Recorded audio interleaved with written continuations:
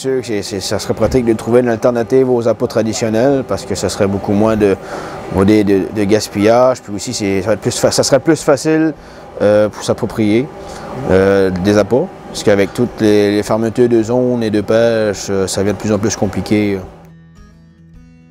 Premièrement, le besoin le plus important des pêcheurs, c'est est-ce que ça mord?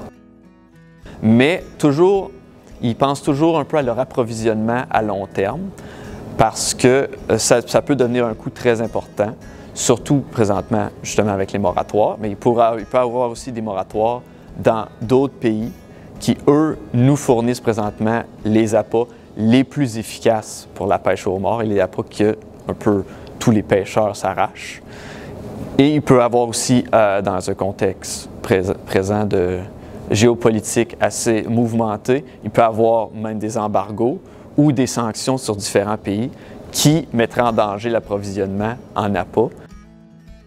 Il y a principalement deux appâts qu'on utilise. Il y a ceux à base de coproduits de sébaste et ceux à base de sébaste entier. Puis on sait que c'est un poisson qui marche déjà bien au niveau de la pêche au homard. Fait que dans le fond, c'était important de prendre une ressource qui commence à être de plus en plus ici, puis qu'on va pouvoir justement avec la nouvelle pêche qui va sortir, bien, on ne sait pas encore, mais possiblement. Fait que ça serait vraiment facile de voir comme avec soit des résidus ou des entiers, si ça serait faisable de pêcher le homard ou le crabe aussi avec ce nouveau poisson-là. Et l'autre partie du sébaste qui est très intéressante, c'est qu'il y a beaucoup de coproduits, c'est-à-dire de restants, dans la transformation du sébaste. Et pour rendre la pêche rentable au sébaste, dans cette optique de reprise de la pêche, il faut absolument valoriser ces coproduits-là.